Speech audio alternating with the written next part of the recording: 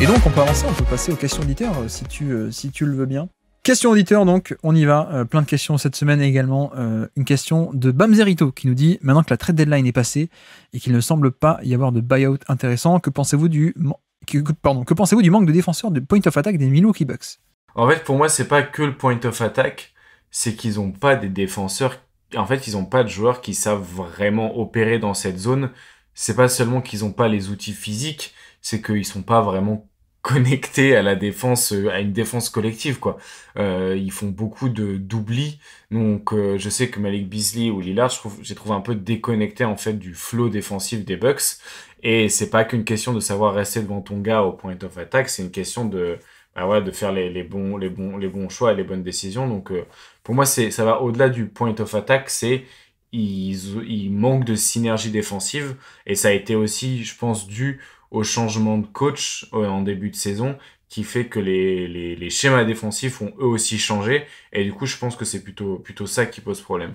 Je pense que les deux meilleurs défenseurs au point d'attaque de Milwaukee ne jouent pas actuellement.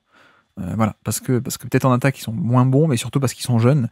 Et donc Doc Rivers ne fait pas jouer Marjon Beauchamp ni Andre Jackson, mais pour moi c'est un peu les deux meilleurs défenseurs du point d'attaque de cette rotation. Donc oui, il y a personne en buyout effectivement, mais bon, techniquement ils auraient les options. C'est juste qu'ils veulent pas les utiliser. Mais bon, ce n'est que mon avis. Question de Ilmatic, question pour l'hebdo. On entend souvent que le rebond offensif et la transition sont moins importants en playoff. Est-ce vraiment vrai selon vous, ou est-ce une idée reçue? Alors, la transition, c'est pour moi une idée reçue. Et en fait, j'avais déjà pas mal, je crois que c'était avant les playoffs de l'année dernière.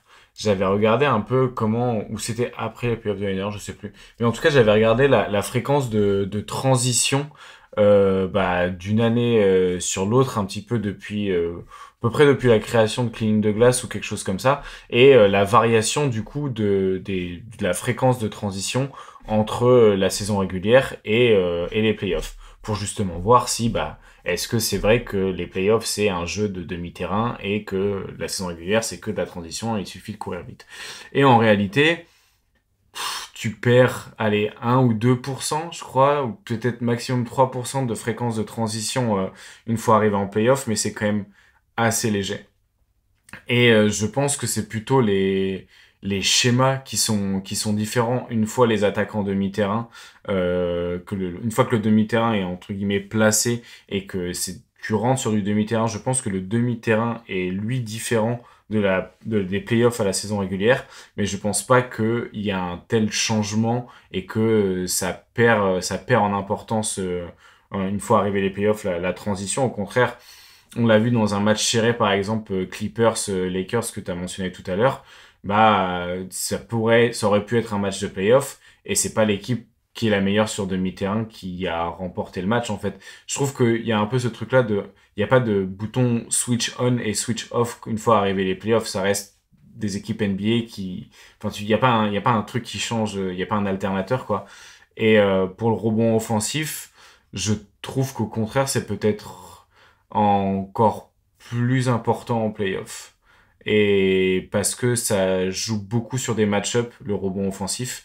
Et du coup, on a bien vu que c'était des questions de match-up, les playoffs, parce que c'est des matchs qui se répètent et qui se répètent et qui se répètent.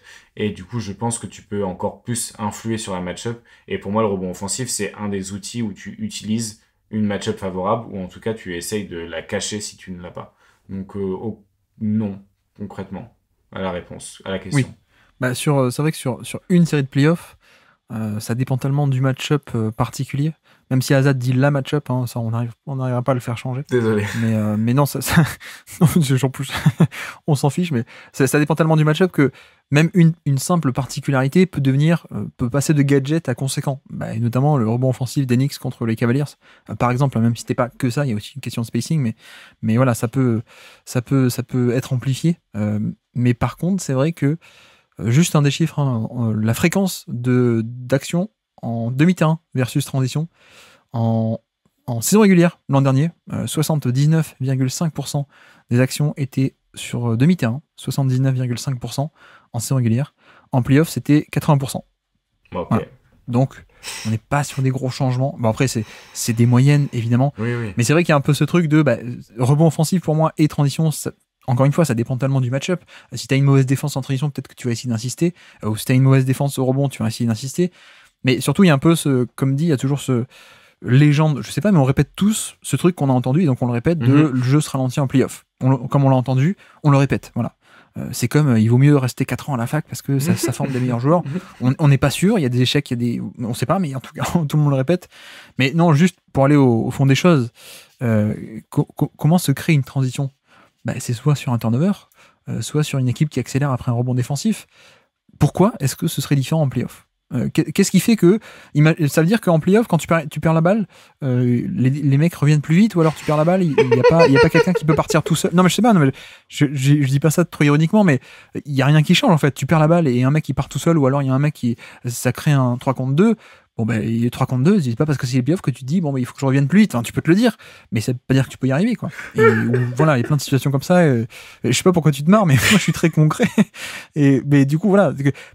Quand tu perds la balle, ou quand tu reviens pas sur un rebond, ou que t'es lent sur un rebond, parce que c'est pas qu'une question d'envie aussi, il y a question de match-up, hein, quand tu joues avec des gros intérieurs, je veux dire, mais peut-être que tu vas souffrir de transition, donc voilà, c'est pas qu'une question de volonté, de playoff, il faut jouer plus dur, non, pas que ça, je pense que voilà, si tu vas un peu au fond des choses, en tout cas, ça me saute pas aux yeux pourquoi il y aurait une telle différence, et comme tu dis, sur quelques chiffres qu'on a pu voir récemment, c'est pas évident.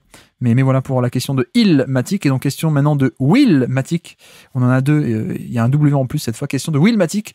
Vous pensez que Wemby est plutôt Tekken ou plutôt Street Fighter ? Bon, ça, question troll classique.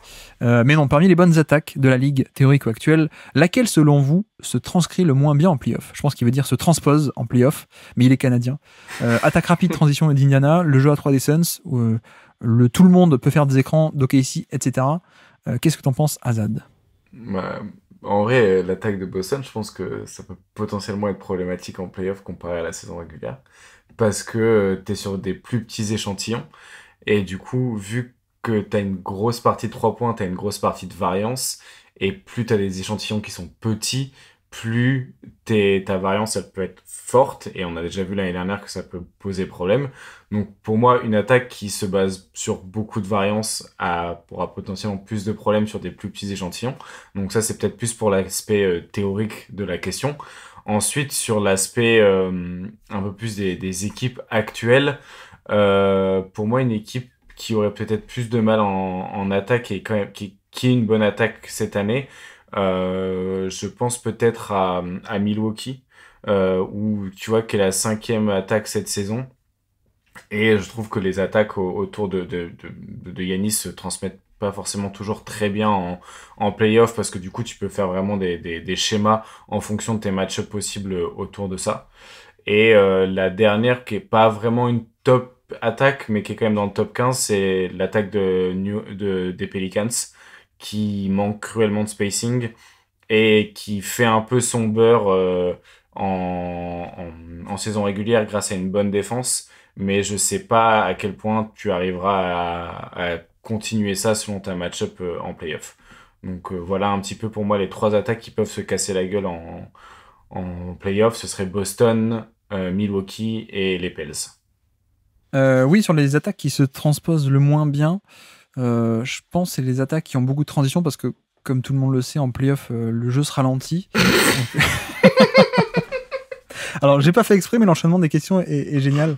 Mais non, alors pour le coup, je pense que mine de rien, il faut quand même avoir une bonne attaque de demi-terrain, mais c'est pas une question de transition versus demi-terrain, c'est sûr. C'est juste que les rotations se resserrent en fait en playoff. Les rotations se resserrent, et puis tu n'affrontes pas 30 équipes NBA, et donc notamment 15 nuls.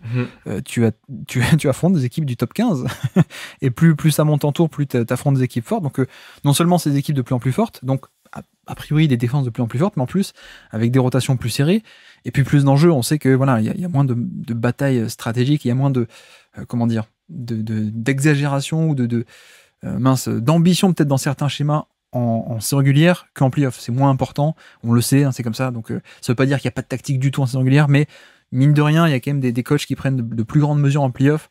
Donc voilà.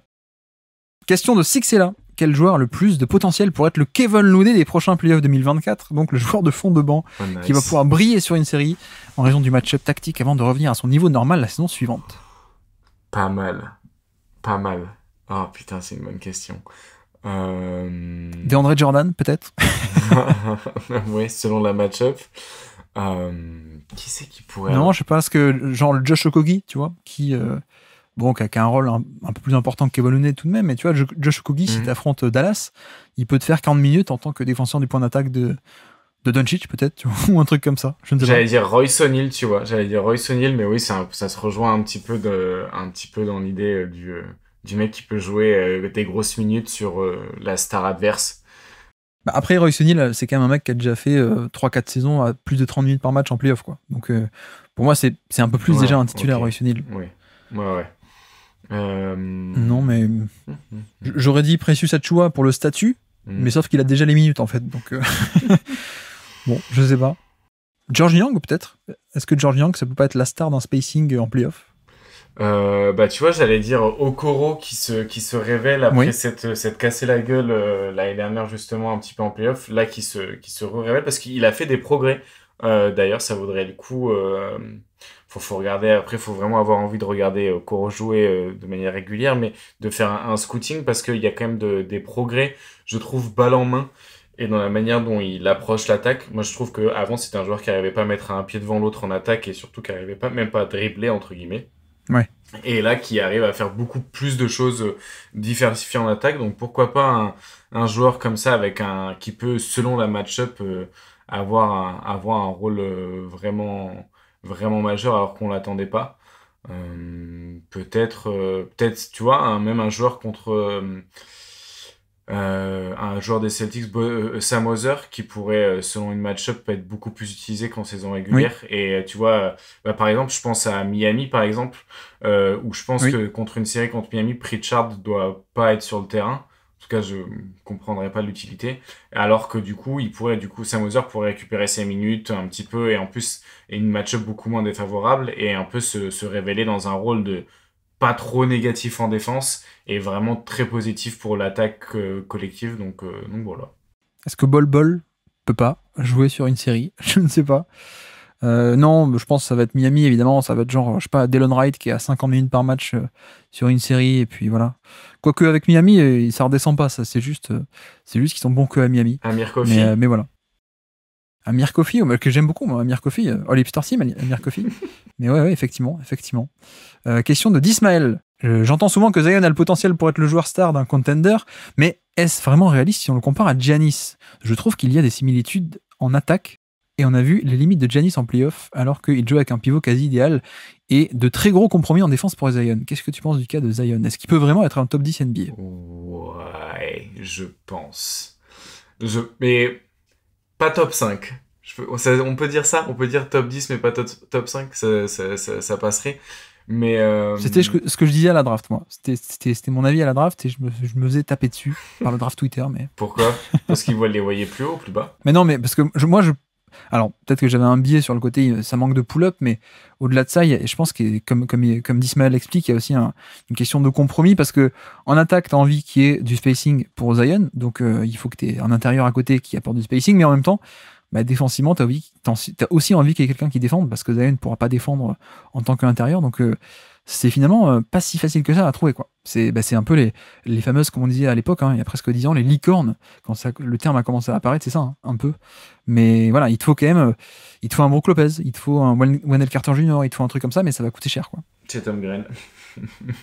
Chet Holmgren, mais ça coûte cher. Ouais, ça coûte très cher. Ouais. Ouais.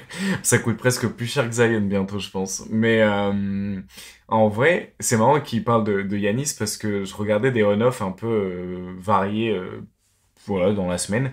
Et c'est les deux joueurs qui ont un on-off, donc un impact sur le pourcentage de fréquence au cercle de leur équipe qui est au-delà de plus 10%. Donc en fait, quand Zion est sur le terrain, l'équipe prend plus 10% de ses tirs au cercle comparé à l'habitude. Et le seul autre joueur qui a un tel impact, c'est Giannis. Mais c'est parce qu'ils prennent beaucoup... En fait, c'est parce que eux prennent beaucoup de tirs et les prennent quasiment tous au cercle.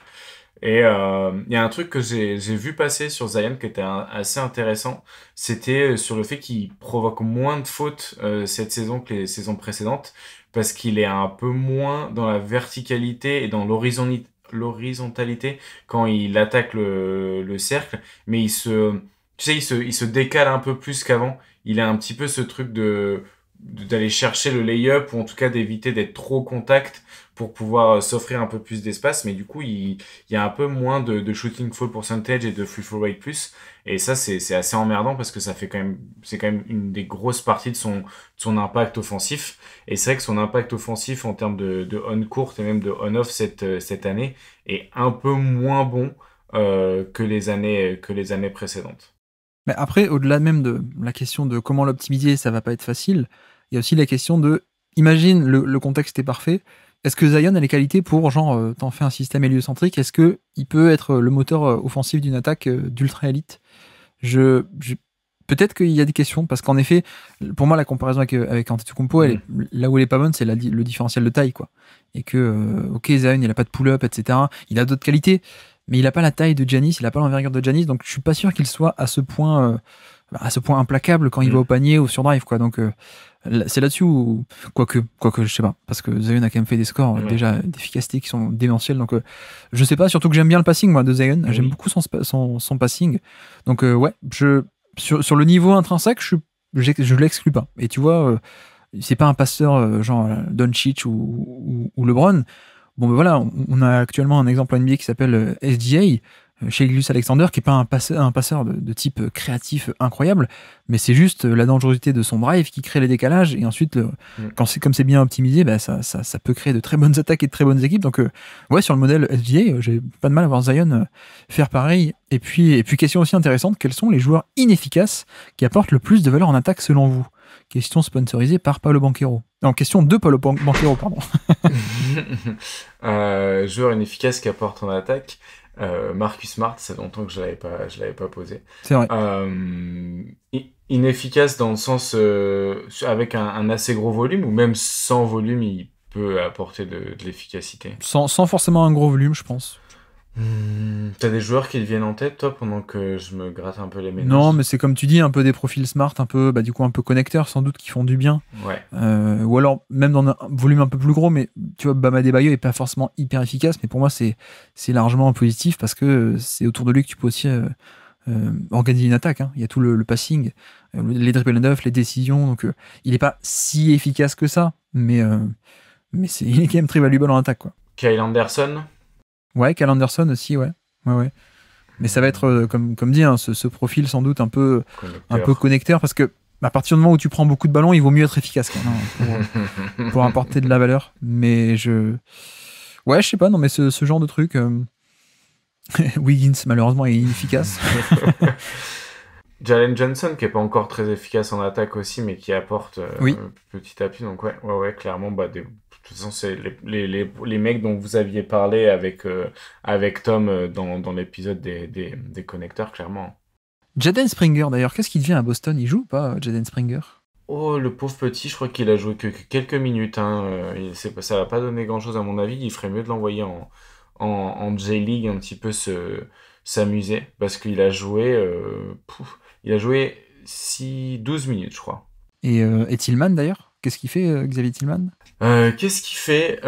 Hier, il a pas réceptionné une passe de Tatum. Ça m'a fait un peu rire. Et sinon, pas grand-chose. Ils l'ont mis sur quelques minutes, un petit peu contre Dallas, mais en même temps qu'Al Horford. Alors, moi, j'aurais pensé qu'ils auraient utilisé Tillman justement pour remplacer Al Horford. Non, ils l'ont utilisé en même temps. Donc, j'étais un peu surpris, mais il a pas beaucoup joué non plus. Là, je crois que c'est le premier match justement hier où il a eu un peu des minutes qui comptent. Il a pas que joué le dernier quart-temps. 2-3 passages intéressants de connecteurs un petit peu en attaque. Je pense que c'est peut-être pour ça que tu posais la question. Mais sinon, il y a pas encore grand chose. Mais hier, il y a deux séquences où il fait un peu le connecteur en attaque, et c'est pas mal. Il joue 13 minutes. Il joue 13 minutes hier pour 4 points, 2 passes décisives. Tiens, j'ai d'autres noms là-dessus. Peu efficaces, mais qui font du bien à l'attaque. Josh Hart n'est pas efficace du tout cette année, mais pourtant il fait du bien. Podziemski n'est pas si efficace que ça non plus. Podziemski, il fait du bien. Et PJ Washington aussi, peut-être. Même si le shoot, on aimerait bien que ça rentre un peu plus. Mais voilà pour cette question. Question de Vincert, d'ailleurs, de Vincent du Trèfle, qui nous dit: Avez-vous des idées de moves potentiels et réalistes pour l'intersaison des Spurs en dehors de la draft? Ce serait bien qu'ils améliorent franchement le roster autour de Wembanyama. Oh là là, moi, je suis tellement nul à ces trucs-là. Imaginez des trades. Pouah. Je pensais que tu allais me dire Triangle là, forcément. Mais il a dit réaliste, non? Bah, c'est vrai que c'est pas. Oui, je suis pas sûr que Atlanta le lâche. Ouais. Ouais, bah oui, moi j'aurais dit trade. Ouais, sinon des gens t'aimeraient. Mais oh là là, non, je sais pas quel profil. En fait, il faudrait un profil qui soit porteur de balle, mais tu vois, Fred VanVleet, je pense pas qu'ils vont le bouger de Washington. De Washington, oh là, ça y est, ça commence. De Houston. Mais c'est un peu un profil que j'aurais bien vu à côté de Devin Vassell et de Wembanyama. Parce que pour moi, il faut quand même un profil de joueur où tu c'est pas que un meneur qui est trop sur le ballon parce que tu as quand même envie d'avoir des ballons pour Devin Vassell. Donc il faudrait un meneur qui soit un peu capable aussi de vivre sans la balle. Et quel type d'intérieur aussi pourrait être intéressant à faire vivre à côté de Wembanyama. Tillman, bah, tu vois, Xavier Tillman, si ça marche pas à Boston, je pense que ça peut être un profil qui est intéressant à avoir à côté de Wembanyama potentiellement. Alors après, en move réaliste, je suis pas sûr que ce soit maintenant qu'il trouve le porteur de balle un peu principal ou même de haut niveau. Donc on l'exclut un peu du réaliste. Après, je me demande peut-être avec des petits vétérans par-ci par-là, est-ce que ça peut pas aider? Mais bon, ça va pas non plus être un boost monumental. Tiens, je vois que DeRozan est free agent. Est-ce que ce serait pas intéressant DeRozan aux Spurs? On l'a déjà connu. Mais non, ce que j'aimerais bien, c'est un peu de compétences en termes de création, mais aussi sur les ailes, et quitte à ne pas sacrifier le spacing en fait. Parce que tant qu'à faire, si on peut laisser Wembanyama en 5 et du coup qu'on ait aussi dans le même temps un peu le spacing. Mais ouais, la classe de free agent 2024 et 2024, elle est pas fantastique. Hein. Les free agent stars, c'est LeBron. Bon ben voilà. Paul George, on sait qu'il va rester a priori. Klay Thompson. Et après, c'est Tobias Harris, quoi. Donc c'est pas fabuleux. Peut-être Siakam. Siakam, ce serait pas mal, Siakam aux Spurs. Siakam, ouais. Moi, j'ai pensé un petit peu à Herbert Jones qui apparemment était dans des rumeurs de transfert juste avant la trade deadline. C'est quand même, tu gagnes, tu gardes du spacing et tu upgrades en défense. Et en plus, Herbert Jones, on en avait parlé dans un mini scouting, il continue un petit peu dans sa lignée d'être meilleur au shoot. C'est assez impressionnant d'ailleurs parce que je regardais, il est passé de 34% à 3 points à 43%. Il a augmenté aussi en réussite au cercle de 64% à 69%. Et alors moi, ce qui m'a le plus mis sur le cul, il est remonté à 85% en réussite à 3 points, alors qu'il avait connu une année un peu plus difficile l'année dernière avec 76%. Donc il y a vraiment un shooting trouvé ou alors retrouvé chez Herbert Jones. Et en plus, le passing, comme on en avait parlé, il prend de la place petit à petit. Donc potentiellement, si apparemment les Pelicans voudraient pas forcément le garder, ce que je trouverais être une mauvaise idée, je pense que ça pourrait être pas mal. Est-ce que dans les moves réalistes, peut-être aller chercher Malcolm Brogdon? Ça coûte pas si cher que ça, c'est un bon, un peu vétéran. Et sinon, Markkanen. Markkanen, ça te plaît pas, Markkanen, à côté de Wembanyama? Si. Je sais pas si c'est réaliste, mais... Si. Ne serait-ce que pour l'expérience, ça serait cool, quoi. Pas réaliste, mais très cool. Mais bon, j'ai l'impression que n'importe quel move ferait des Spurs une meilleure équipe. Hein. Oui. Question de Timothée, question pour l'hebdo. Quel jeune joueur à la valeur plutôt négative et aux projections futures peu optimistes croyez-vous capable de devenir un très bon joueur ou role-player? Quel joueur pour l'instant n'est pas bon et en quel tu crois un peu pour devenir pas mal? Est-ce que Emmanuel Quickley, on dit qu'il est déjà bon? Oui, quand même. Ouais, mais moi, quand même. Moi, tu vois, moi, ça me choquerait pas. Si, ça me surprendrait. Mais j'en vois un potentiel All-Star. Donc, tu vois, c'était un peu par rapport à ce que moi j'en vois de comment il est perçu, mais peut-être qu'il est déjà vu comme un potentiel All-Star. En vrai, je me rends pas compte. Dyson Daniels, qui est pas trop discuté et qui est encore, bah, du coup, qui a des problèmes d'efficacité, mais qui est, pour moi, qui a un gros potentiel.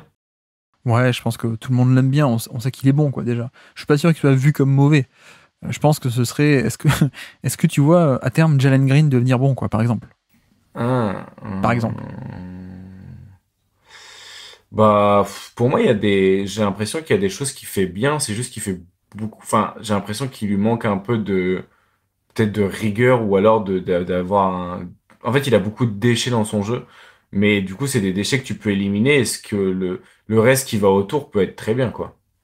Donc potentiellement, Ouais. oui, dans l'idée où tu arrives à purifier un peu son jeu, à filtrer en tout cas tous les déchets qu'il a, quoi. Est-ce que Talen Horton Tucker, t'y crois pour qu'il devienne à terme un bon role-player? Non, là, c'est fini, j'y crois plus. Euh, Est-ce que Bone Silent, t'y crois, par exemple? Euh, Non. non, non plus. Ouais, non. Non. J'aime beaucoup Jaden Springer, hein, pour le coup. Ouais. Donc, j'espère qu'il va jouer un jour. Mais, mais ouais, Jaden Springer, j'aime bien. Mais non, c'est vrai que j'ai l'impression que les joueurs mauvais, on les efface de notre mémoire, hein, pour le coup. J'en Je cherche un, sais là. pas. Cole Anthony, t'y crois? Bah, pas trop, mais du coup, j'y crois pas non plus à long terme. Donc, en fait, la question est difficile parce que soit c'est des joueurs qui sont déjà bons, et donc j'y crois, soit ils sont pas bons, mais j'y crois pas, quoi. Donc, trouver quelqu'un qui n'est pas bon, mais que j'y crois quand même, c'est un peu. Je vois pas là, je vois pas du tout. Patrick Williams. T'y crois, toi, au Ouais, futur? un petit peu. Ah ouais? Ouais, bah, ouais, pour moi, le côté Triendy, quand même, qui jamais créateur, mais je pense qu'il peut être qui, au bon endroit, au bon moment, je pense que ça peut avoir un sacré impact parce qu'il a quand même des des bons pourcentages à 3 points et il a des bons flashs défensifs de manière individuelle. Je pense qu'il peut apporter un peu en plus en deuxième rideau aussi dans certains schémas. Donc, pourquoi pas en vrai. Je pense que les Bulls, c'est pas le meilleur endroit pour lui. Ah, un joueur que tout le monde trouve nul et que moi j'aime bien, Saddiq Bey. Ah ouais? Ouais, D'accord, ok. chacun ses tares, Euh, hein. chacun ses kinks. Non, ben moi, Pokuševski, évidemment. Pokuševski, je pense qu'il Ah rentre oui. là-dedans. Pour l'instant, il est assez mauvais, mais moi, j'y crois. Sinon, Moses Moody, mais est-ce qu'il est mauvais, Moses Moody, ou juste il joue pas? Je suis pas sûr que ce soit vu comme mauvais, mais Moses Moody, j'aime beaucoup. Ochai Agbaji, comment est-ce qu'il est vu, Ah, Ochai Agbaji? j'ai Il y fait a le quand même deux dire. front office qui l'ont échangé en même pas un an et demi de carrière NBA. Moi, j'aime bien. Bah, moi aussi. Mais après, comme j'ai l'impression que les joueurs qui passent au jazz, c'est rare que ils aient l'air un petit peu nuls, entre guillemets. Mais d'un côté, à part Talen Tucker du coup. Mais ouais, je sais pas pourquoi ils l'ont échangé avec Baji. Ou alors je sais pas pourquoi Toronto est allé le chercher. En fait, je comprends pas ce qu'a essayé de faire Toronto dans ce trade, de toute façon. Toronto, ils voulaient du cap space, et je pense qu'ils ont récupéré aussi Agbaji qu'ils aimaient bien. Mais si, j'en ai un autre. Mais est-ce qu'il est vu comme mauvais ou est-ce que juste il joue pas? Edge Griffin. Pas mal, Edge Griffin. Je pense qu'il peut donner une Ouais. bonne petite carrière, Edge Griffin. Euh, pas une grande saison, hein, pour les Griffins, hein. Le papa et le fils, d'ailleurs. On n'est pas sur la meilleure année des Griffins. Voilà pour cette question. Question anecdotique, qui est le shoot le plus lent de toute la ligue, derrière Slomo? Bah justement, il y a Kel Anderson, mais des shoots lents. Chris Paul, c'est pas bien rapide quand même, hein. Ouais. Brook Lopez aussi met du temps, mais comme il est tellement grand, bah Oui. ça déclenche, ça passe quand Oh. même. Ouais. Luka Doncic, d'ailleurs, ça tire pas très vite, Non. mais c'est pas mal, mine de rien. Question plus sérieuse, est-ce que le fait d'avoir une mécanique plus lente que la moyenne peut rendre le tir moins ouvert au point d'affecter les pourcentages de réussite et ou la qualité de spacing du joueur? Je pense que ça n'affecte pas les pourcentages, ça affecte les tirs que tu es capable de prendre ou pas.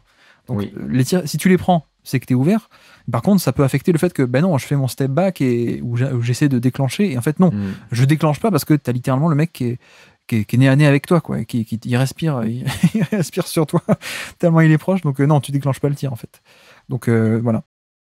Question de Bamzerito, encore une question de Bamzerito. Ben Taylor vient de mettre le Thunder dans ses favoris pour le titre, malgré le manque d'expérience absolue et totale de cette équipe et ce coach en playoff. Comment pondérez-vous ce facteur? Azad, est-ce que toi t'y crois au OKC en finale NBA? Ah, ça, c'est compliqué comme question, frérot.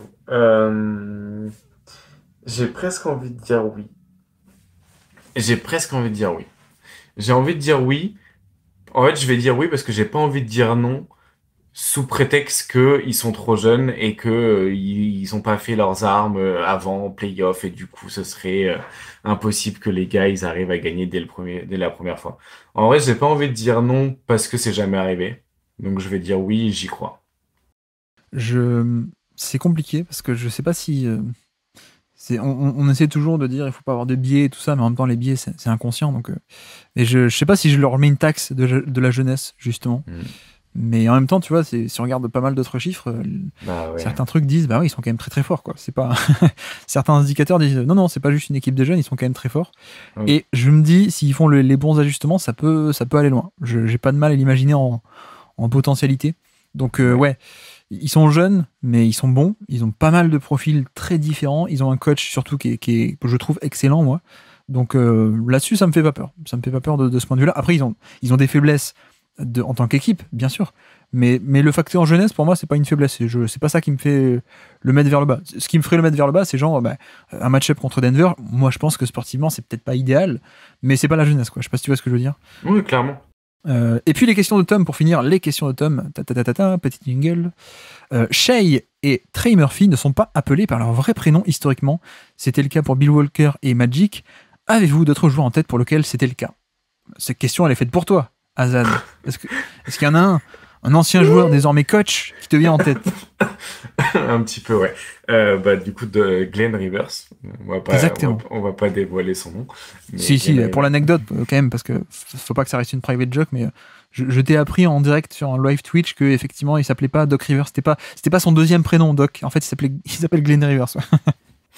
Ouais, il était tard. C'était un live qui était pas prévu en plus, donc voilà, on peut m'excuser. Mais oui, je j'avais pas la référence, en effet.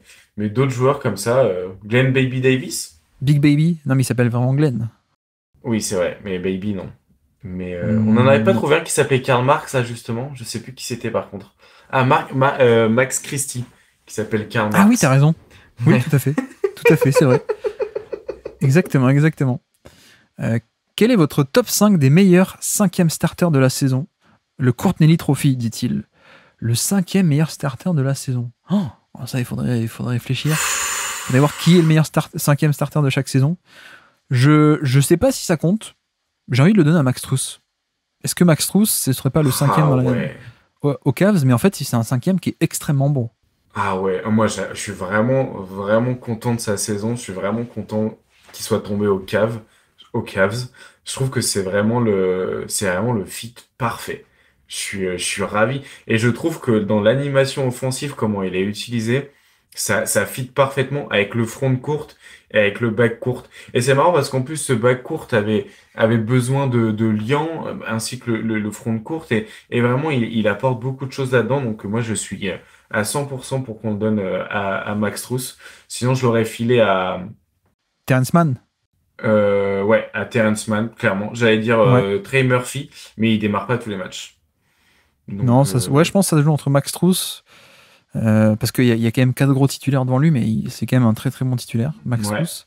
Ouais. Sinon, je regarde, Terrence Mann aux Clippers, Denver, ce serait Jamal Murray, Minnesota, ça se joue entre McDaniels et Mike Conley, mais je crois que je préfère Max Strus que Mike Conley, donc ouais.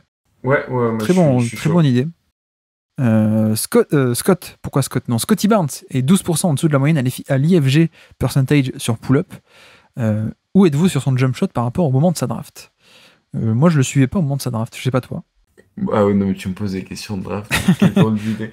Je sais pas son jump shot où est-ce que je suis parce que je l'ai pas trouvé en fait son jump shot. Donc j'avoue que je sais pas. J'ai pas de.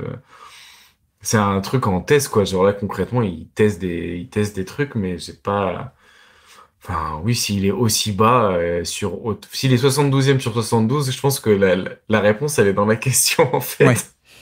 Exactement. Et puis, on l'a pas suivi à la draft, donc on peut pas répondre à cette question. Et puis, classer les équipes du top 10 à l'Ouest en fonction du nombre de joueurs de l'effectif que vous voyez positif ou neutre en playoff, ce qui rejoint une autre question de Bam Zerito, tout à l'heure, que je n'ai pas lu, mais qui nous dit quel est votre top 5 des meilleurs 8 men en rotation si les playoffs commençaient aujourd'hui. Je ne fais exprès de pas y répondre parce que cette année, c'est la 3e année du podcast, et cette année, ça fait 2 ans que j'échoue. Je vais arriver à faire un podcast sur les supporting cast, voilà, ça fait 2 ans. Je vais pas dire le nom, mais j'étais censé le faire avec quelqu'un. Ça fait 2 ans qu'on n'arrive pas à se voir pour le faire. C'est là, on va le faire un classement des meilleurs supporting cast de NBA. Donc voilà, la question, on la met pour plus tard, on vous y répondra d'ici 1 ou 2 semaines, je pense, ou peut-être 3, on verra. Merci d'avoir écouté cet extrait. S'il vous a plu, l'émission complète est disponible en description et on se donne rendez-vous sur le feed principal du Basket Lab pour l'intégralité des podcasts. À bientôt.